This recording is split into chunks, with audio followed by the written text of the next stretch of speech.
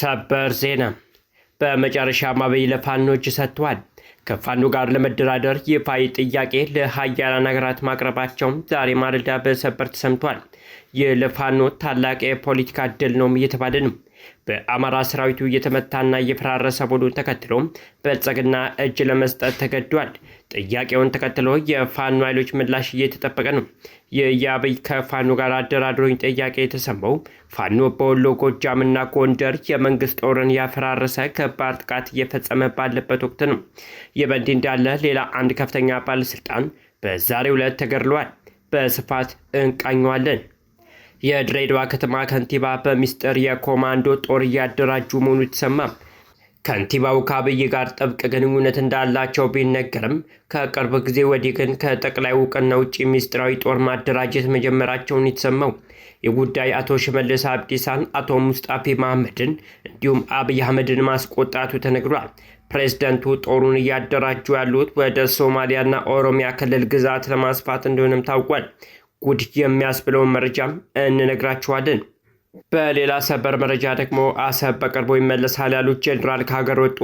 ጄኔራሉ ከሀገር የወጡት አንድ ጥብቅ ወታደራዊ ስምምነት ለመፈራረም እንደሆነ ታውቋል። መከላከያ ሰራዊቱ በቅርቡ ከፓኪስታን፣ ቤላሩስ እንዲሁም ራሽያ ወታደራዊ ስምምነቶችን በመፈረም የጦር መሳሪያ ግዢ ከውኗል የተባለ ሲሆን አሁን ደግሞ ከሌላ የኢሲያ ሀገራት ጋር ጥብቅ የተባለ ወታደራዊ ስምምነት ተፈራርሟል። ጉዳዩ በቀጥታ ከአሰብ ጋር የተገናኘ ነው ተብሏል። የተወደዳችሁን የተከበራችሁ የቻናላችን ቤተሰቦች ለአሁን የተደመጡና የተመረጡ መረጃዎችን አጠናክረናል። እንደተለመደው ቪዲዮ ላይክ እና ሼር በማድረግ አብራችሁን ቆዩም። አሁን ወደ መረጃዎቻችን እናምራለን። የድሬዳዋ ከተማ ከንቲባ በሚስጥር የኮማንዶ ጦር እያደራጁ መሆኑ ተሰማ። ከንቲባው ከአብይ ጋር ጥብቅ ግንኙነት እንዳላቸው ቢነገርም ከቅርብ ጊዜ ወዲህ ግን ከጠቅላይ እውቅና ውጭ ሚስጥራዊ ጦር ማደራጀት መጀመራቸው ነው የተሰማው። የጉዳይ አቶ ሽመልስ አብዲሳን፣ አቶ ሙስጣፌ መሐመድን እንዲሁም አብይ አህመድን ማስቆጣቱ ተነግሯል። ፕሬዝደንቱ ጦሩን እያደራጁ ያሉት ወደ ሶማሊያና ኦሮሚያ ክልል ግዛት ለማስፋፋት እንደሆነም ታውቋል። የድሬዳዋ ከተማ አስተዳደር ከንቲባ አቶ ከድር ጁሃር ከመንግስት መዋቅር ውጭ የሆነም ታጣቂ ቡድን እያደራጁ ነው የሚል ክስ እንደቀረበባቸውም ዞበል ፖስት ምንጮቹን ዋቢ አድርጎ ዘግቧል። ከንቲባው ክስ የቀረበባቸው በብልጽግና ፓርቲ ምክትል ሊቀመንበር አቶ አዳም ፋራና በገንዘብ ሚኒስትሩ አቶ አህመድ ሺዴ መሆኑን ተናግሯል።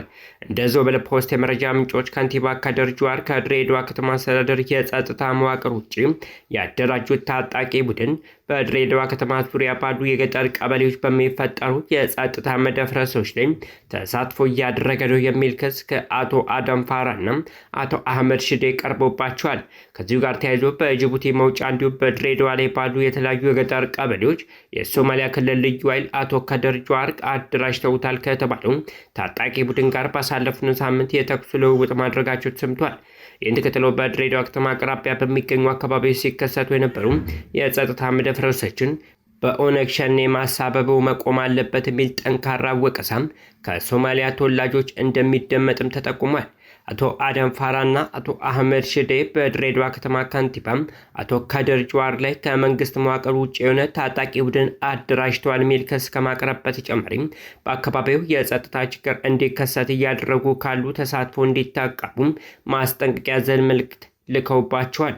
በኦሮሚያና በሶማሊያ ክልሎች መካከል በተለያየ ጊዜያት በድሬዳዋ ከተማ ላይ ይገባኛል ውዝግቦችና ግጭቶች ሲከሰቱ እንደነበር የሚታወስ ሲሆን ከሰሞኑ በከተማዋ ከንቲባና በሁለቱ የሶማሊያ ተወላጆች ባለስልጣናት መካከል የተሰማውን መቃቃር ተከትሎ ከዚህ ቀደም በአካባቢው ይታይ የነበረው አለመረጋጋት መልሶ ሊያገረሽ ይችላል የሚል ስጋትም አጭሯል ነው የተባለው።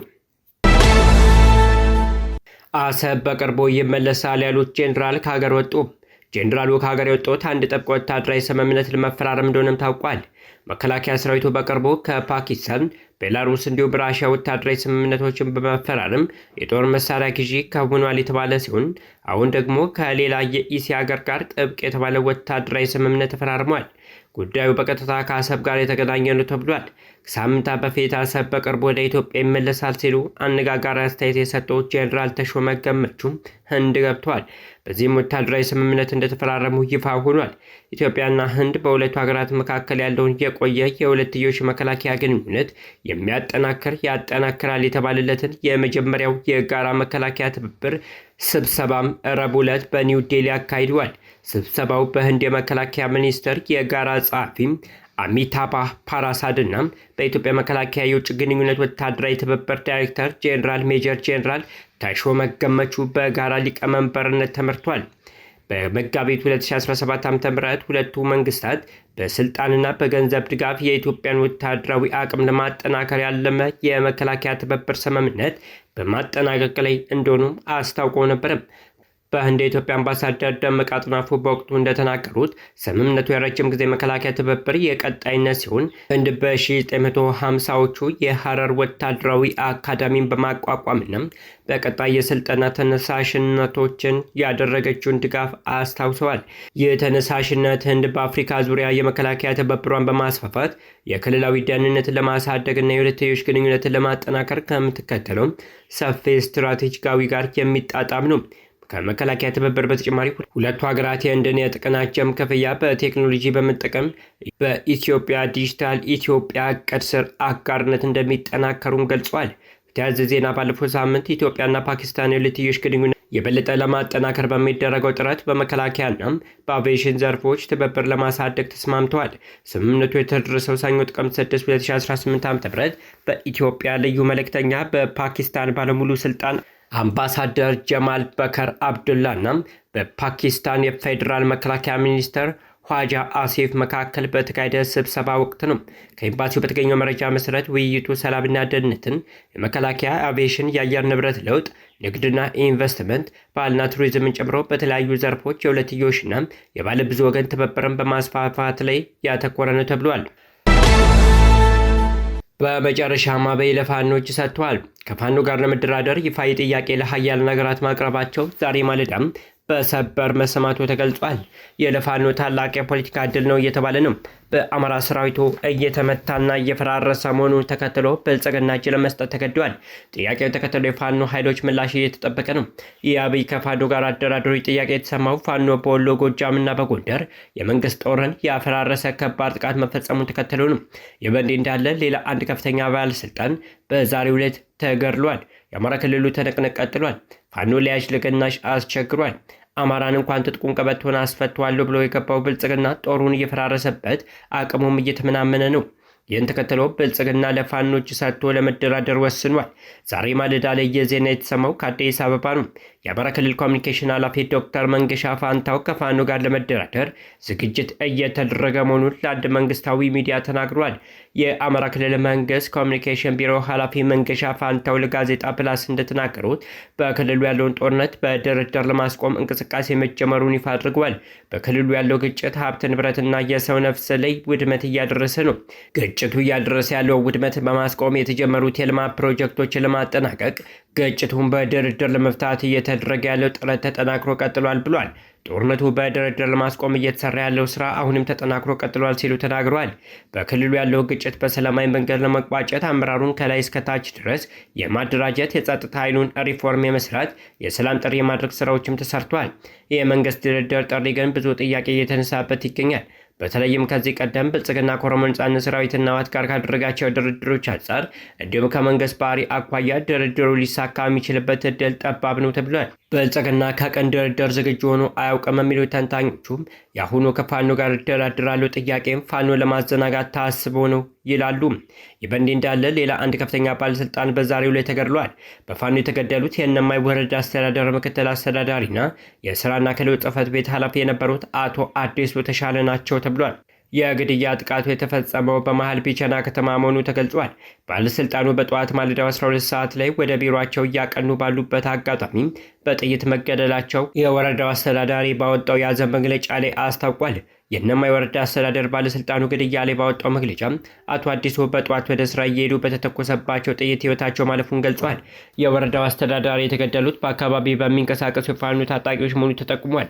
ግድያው የተፈጸመው መንግስት ከታጠቁ ኃይሎች ጋር በመነጋገር ልዩነቶችን በሰላማዊ መንገድ ለመፍታት ጥረት እያደረገበት ባለበት አጋጣሚ ነው ተብሏል። አስተዳደሩ ጫካ ገብተው የነበሩ ወንድሞችን በፍቅር ተቀብለው ወደ ሰላማዊ ህይወታቸው እየተመለሰ ባለበት በዚህ ወቅት ሰላም የማይመቸው የታሪካዊ ጠላቶቻችን ተልዕኮ ተሸካሚውን ጽንፈኛ ኃይሎች አሁንም በድንገት የግለሰቦችን ሕይወት እየቀጠፉ ነው ብለዋል። ባለስልጣናት ተሰውተውለታል ያለውን ዓላማ ከዳር ለማድረስ ከሀገር መከላከያ ሰራዊት፣ አድማ መከላከያና ጥምር ኃይል ጋር በመሆን ከምንጊዜውም በላይ ፋኖን ለማጽዳት በቁጭት በቅንጅትና በቁርጠኝነት ኦፕሬሽን ያደርጋሉ ብሏል። በጎጃም ቀጠና የሚንቀሳቀሰው የፋኖ ክንፍ ባለስልጣኑን መግደሉን በማረጋገጥ ኃላፊነት ወስዷል። ታጣቂ ኃይሉ ባለስልጣኑን የገደላቸው የፋኖ ደጋፊ ናቸው የተባሉ የአካባቢ ማህበረሰብ አባላት ላይ ወከባና ጫና እየፈጠሩ በቡድኑ ባለስልጣኑ ላይ ግድያ ከመፈጸሙ ውጭ በቢቸና ከተማ የተፈጠረ ሌላ ነገር ስለመኖሩ አንድም ነገር የተገለጸ ነገር የለም። ከግድያ በኋላ በቢቸና ከተማና በአካባቢው በመንግስትና በፋኖ ኃይሎች መካከል የተደረገ ውጊያ መኖሩን ባይገለጽም ውጥረት መኖሩን ግን መረጃዎች ያመለክታሉ። ቢቸና ከተማ በመንግስትና በፋኖ ኃይሎች ተደጋጋሚ ከባድ ውጊያ ካስተናገዱም የጎጃም ስመጥር አካባቢዎች መካከል አንዱ ነው። የፋኖ ታጣቂዎች ከከተማዋ በቅርብ ርቀት ላይ በገጠራማ አካባቢዎች በስፋት እንደሚንቀሳቀሱ የሚነገር ሲሆን የመንግስት ኃይሎች ከተማ ላይ እንደሚገኙ ተገልጿል። የፋኖ ታጣቂዎች በተለያዩ አካባቢዎች ወደ ከተሞች ሰርገው በመግባት በባለስልጣናት ላይ ግድያ መፈጸማቸው የዕለት ተዕለት የተለመደ ድርጊት ሆኗል። በሁለት ዓመቱ ጦርነት በየአካባቢው በርካታ የመንግስት ባለስልጣናት መገደላቸው የሚታወቅ ሲሆን አሁንም ግድያው ተባብሶ መቀጠሉ ነው የተገለጸው። አበቃን። መልካም ጊዜ ተመኘን።